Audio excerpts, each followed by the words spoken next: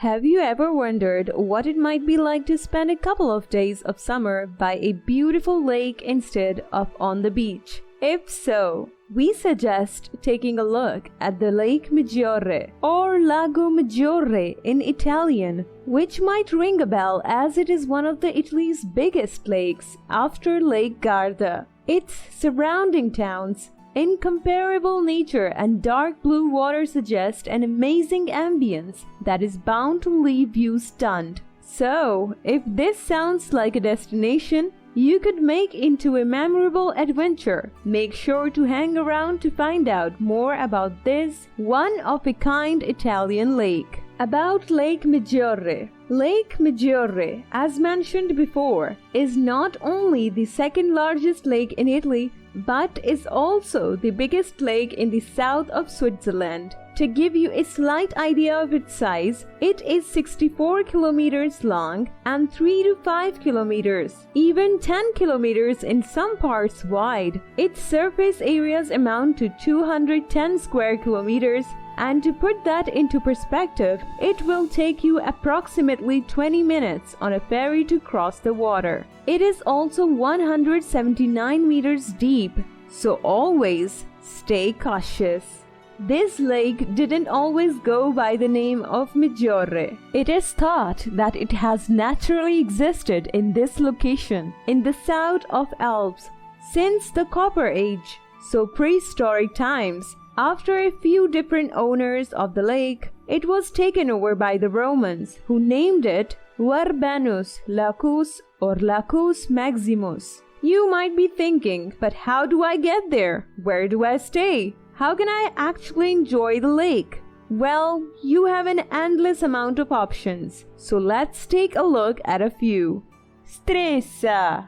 Starting with Stresa, a gorgeous little town located in the Gulf of Borromeo, only 90 kilometers away from Milan. In the region of Piedmont, Stresa is home to just under 5,000 inhabitants, making it calm, quiet and relaxing destination for tourists. It was previously a very famous destination for fishermen. In the 15th century, Stresa offers an abundance of hotels to spend your night in, like Astoria, Villaminta, La Palma. But the one that stands out the most and the one we would recommend choosing is the Grand Hotel des Illes Borromies. This was one of the first hotels that encouraged more hotels to be built around the area in 1861.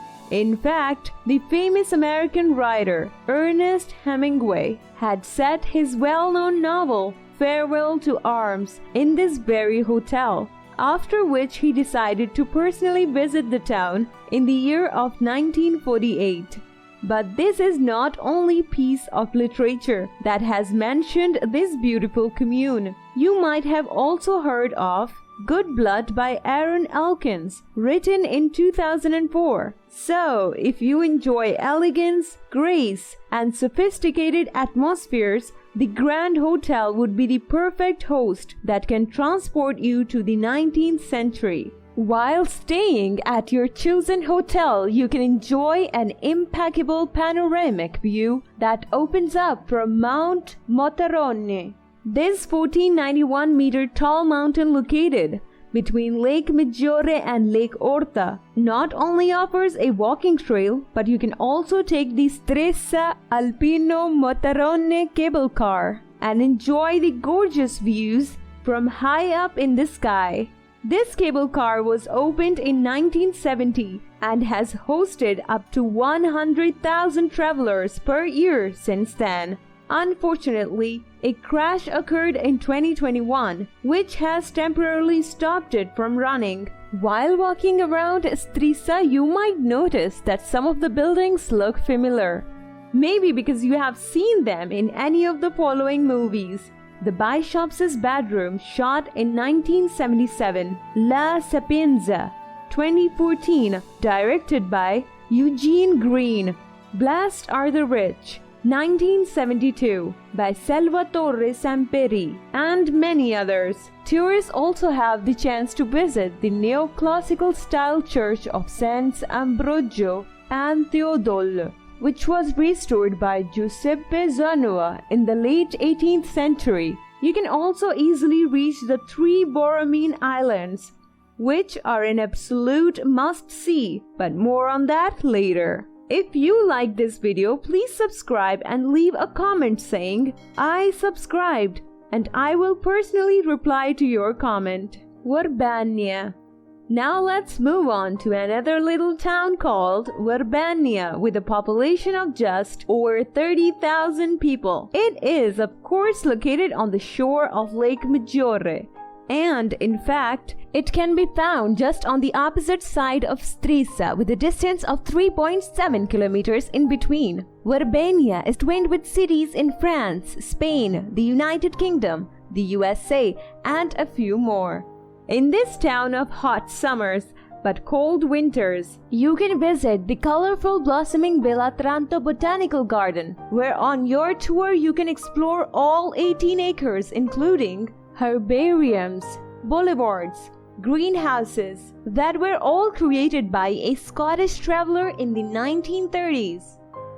Apart from admiring Lake Maggiore and smelling colorful flowers, on your Verbania bucket list you must include the Museo del Paesaggio, which is a museum home to paintings and sculptures created in the 19th and 20th centuries by artists like Arturo Martini, Daniele Ranzoni, Mario Tuzzi, and many others. You should also make sure to visit the Oratory of San Tremegio, a chapel from the 11th-12th centuries, the 16th century Baroque-style church, Basilica di San Vittore, or the Romantic Cathedral, Chiesa di San Fabiano. Before moving on to our next destination, let's take a look at a few little fun facts that tell us about these famous people who were born in Verbania, such as the famous footballer Samuel Baretta, who is playing for Borgaro Nobis at the moment,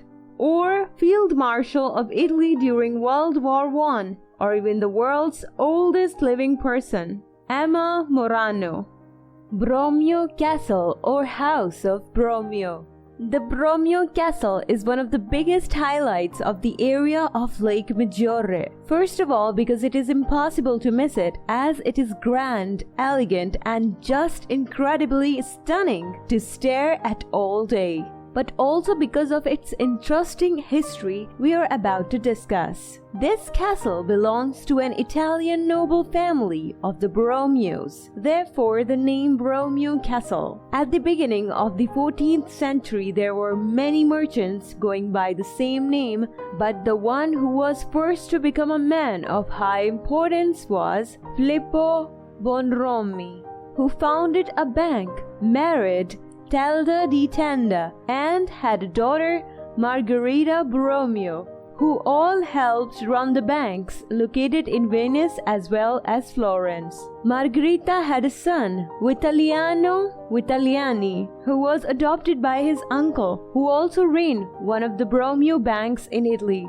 Later in the 15th century, Vitalino Bromio I became the nobleman of Arona, a small town on Lake Maggiore thanks to Duke Filippo Maria. All this made the Bromios the main owners of the lands surrounding the lake. Over the centuries, members of the Bromio family have built multiple castles around the area, such as the Castle Rocca Vitaliana, Castle at Peschiera Bromio, a summer palace on the island of Isola Bella, and many more. Some members of the family have even been cardinals of the Roman Catholic Church, the first of them being Carlo Borromeo in the 16th century and the last being Edoardo Borromeo in the 19th century.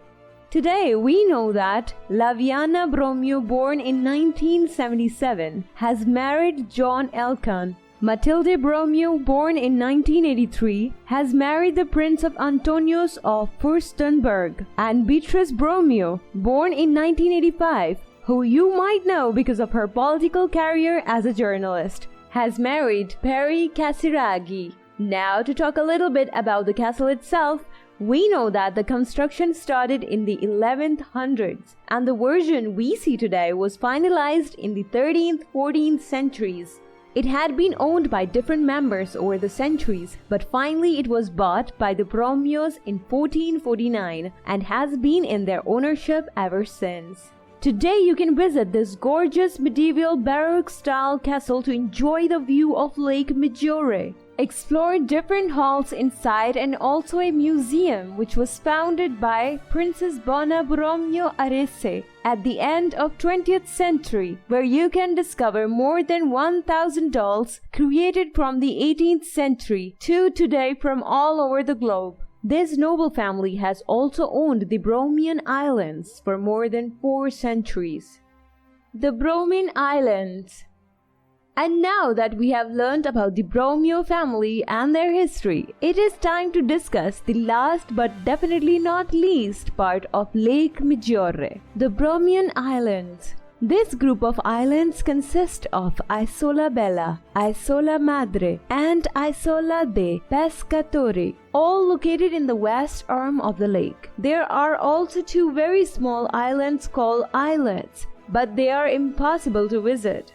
Of course, as you might have already guessed, these islands have been acquired by the Borromeo family since the 16th century, giving them their family name. Even the islands in particular, for example, Isola Bella is named after Isabella Borromeo. However, it was previously known as Le Isola Inferiore, which means the lower land in Italian, and was utilized as a fishing village. This island is 320 meters long and 400 meters wide, making it a very intimate and cozy destination to visit. You can take a ferry to explore the palace with a beautiful garden and a small fishing village as well. Nowadays, it also hosts an annual music festival in the summer. Isola Madre, which was previously known as Isola di San Vittore and later as Isola Maggiore, is actually the biggest island of the 3. Madre is mainly known for its English-style gardens constructed in the 18th century, which stretch over 8 whole acres.